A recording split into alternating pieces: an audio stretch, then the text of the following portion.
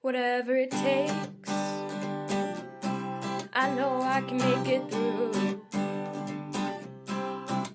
A Degrassi podcast with Kelsey and Holland too. I know I can make it through.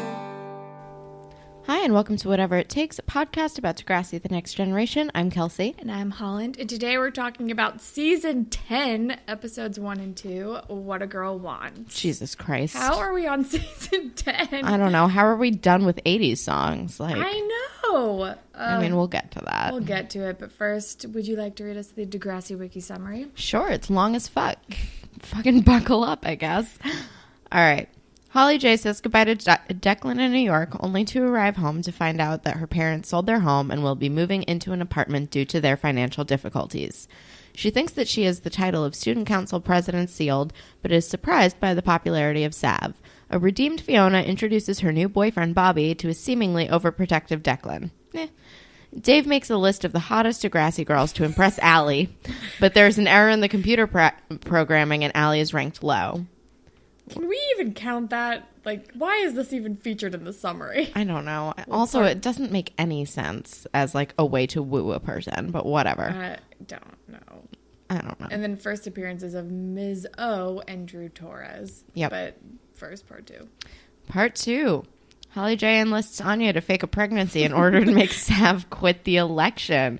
However, Sav uses it to his benefit and vows to Anya that he will be there for her when she's carrying his child. Carrying is in quotes.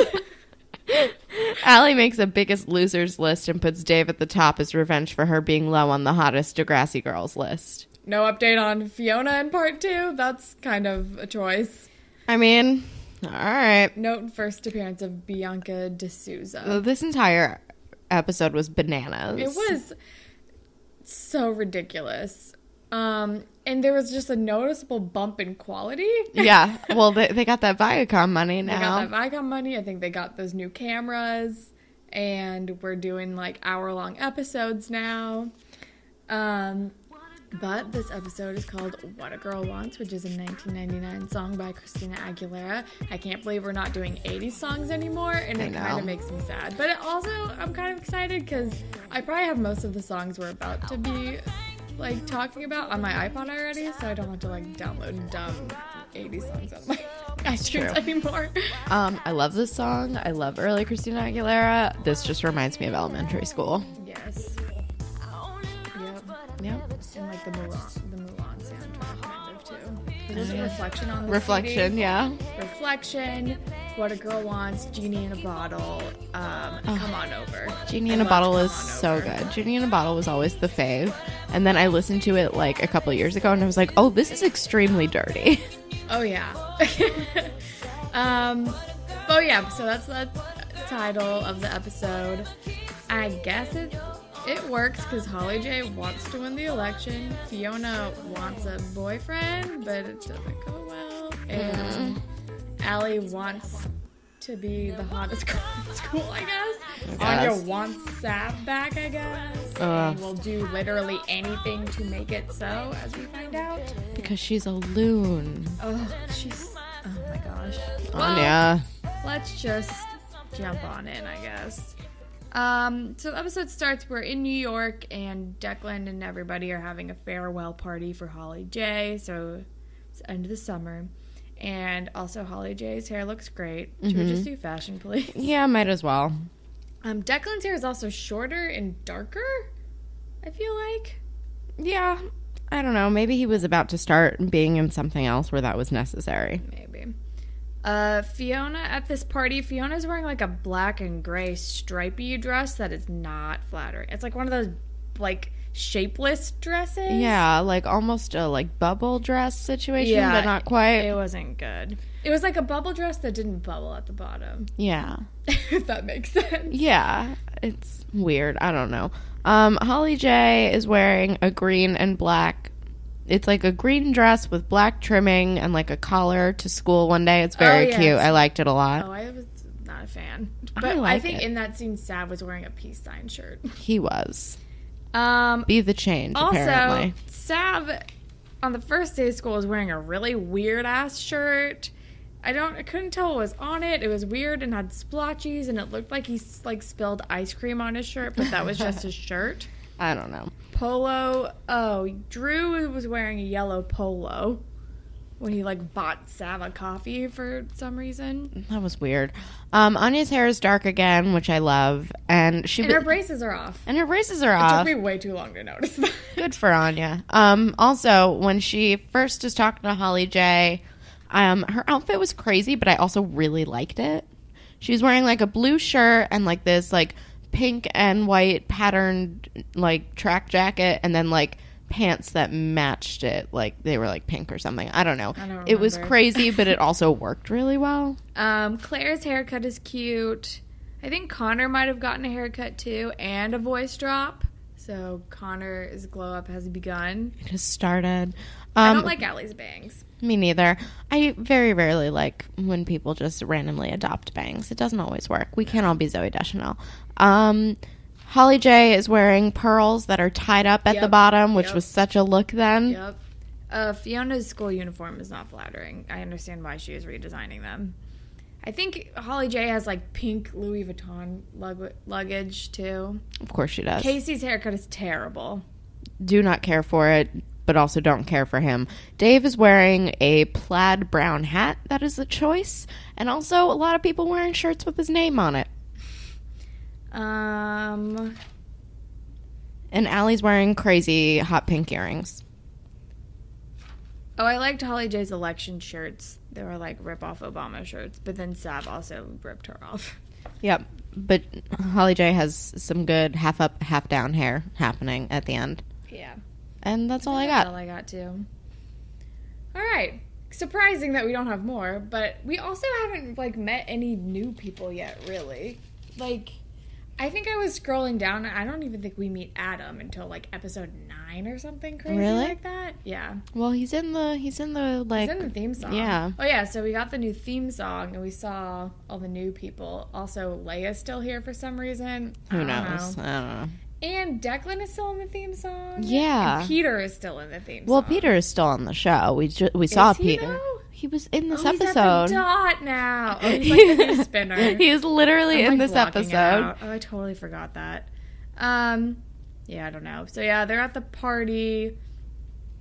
Fiona's dating a douchebag who goes by like Double B, which is gross. Bobby Breckenridge or something like that. And also, we've all just overlooked the incest thing. Like everyone's cool now. I mean, I guess it's like Fiona's in therapy now. She spent the summer like working on herself. Yeah, I guess we're just like gonna try to move on from that, which I'm fine with. I don't ever want to think about it again, but... Me neither, but it's just like... I feel like it would be weird. It would still be weird between Declan and Fiona. Like, I feel like that's a thing that happens that you can't really come back from. Like, your relationship with your brother would be, like, deeply changed after that. Yeah. Regardless of whether you're working on yourself or not, I feel like it would take a while to build the trust back up again. Absolutely. And they're back to just being like, whatever. We're brother, sister, friend, pals. Crazy. I don't know. And yeah, Double B, whatever, is throwing off a little bit more Chuck Bass vibes, but like in the creepy douchebag way. In the current Chuck Bass way. In the current Ed Westwick way. For sure. And then the theme song happens, and why is Stewed still the goddamn theme song? That's what I want to know. I don't know, man. And then after the theme song, I think Anya and Sav like run into each other, and they're still awkward. Oh, and is this when we're at the new dot? We're at the new dot, and it's like had its own glow up, and it's like a pink now. It's like a bougie coffee shop now. And Peter works there. Peter does work there, and they have new shirts. And a new logo. Yeah. My dot shirt you got me like doesn't apply to this new dot anymore. I mean, I'm glad I'm good with the OG dot shirt. Yeah, you need the OG dot shirt. But I forgot I got that for you. It's because I don't wear it very often. Because it says the dot. If I get you a Degrassi drama shirt, are you also not going to wear it? I would wear that one way more. Okay. But also now that it's winter, I don't know how often I'll be wearing t-shirts. I will wear them as like PJs. Okay, good. Because you know that I will wear that Mystic Spiral shirt. Oh, I know. But yeah, we're at the new dot, and Sav is talking to Peter, and then Drew, the new character Drew, comes in and is like, oh, you go to Degrassi? Let me buy you your coffee, to Sav. And I was like, why? Well, first he's like a dick and is like, are you ladies gonna talk all day long? Blah, blah, blah. I was like, I already hate you.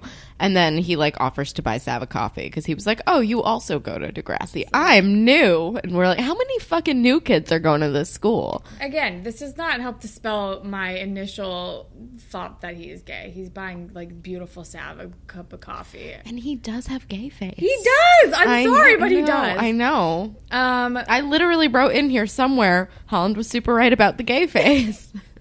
And he's like glomming onto Sav. And I'm like, I don't know, man.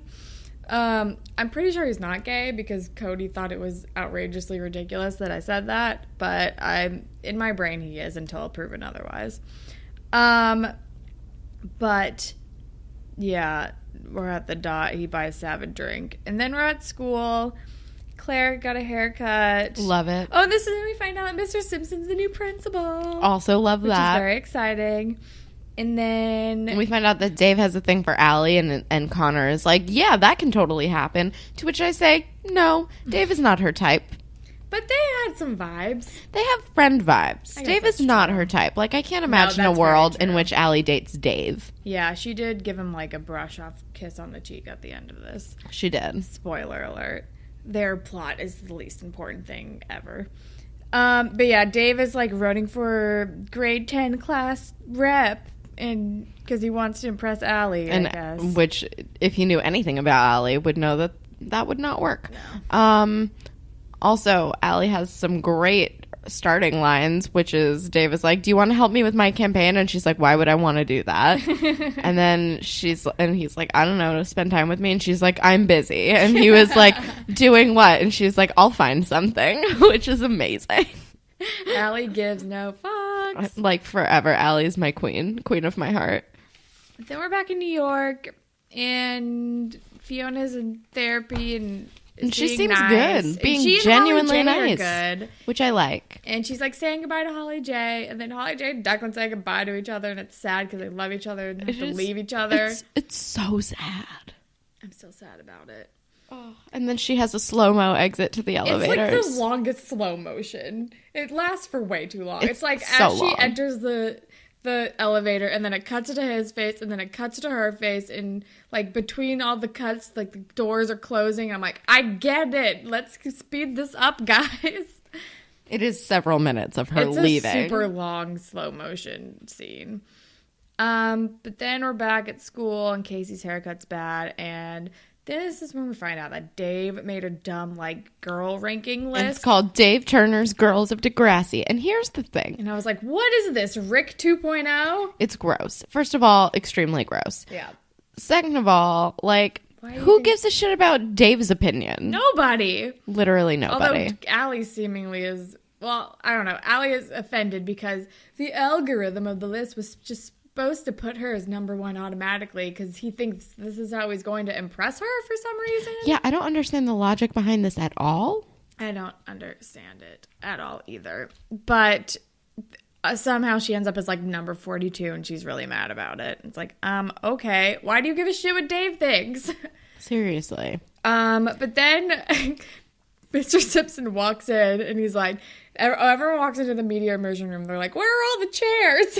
And Mr. Simpson is like, where we're going, we don't need chairs. Basically. And then like pulls down a tarp and it's like a bunch of yoga balls and he just goes like, balls, and looks so proud of himself. It's amazing. And Allegra made a gif of it. Allegra and I rewatched it. I rewound it like 20 times. It's hilarious. Like, not even exaggerating. It was amazing. It's hilarious. And Allegra also tweeted the gif at us. It's incredible. Balls. And also, thinking about the Alli and Dave thing, sorry to go back to it. Like, I kind of get why Alli is mad, because if my male friend was like, you know what you are? The 42nd hottest girl I know, I would also be super pissed. That's true. Like, it doesn't matter if I don't want to date them. You don't want anyone telling you that you're going to be the 42nd hottest person they know. That's very true. But to the fact that she seemingly would have been more happy had she been number one and wouldn't have had a problem with the list also gives me pause. I'm like, Alli, what are you doing? Well, as much as we love Alli is first and foremost looking for attention and hotness validation. True. But yeah, and this is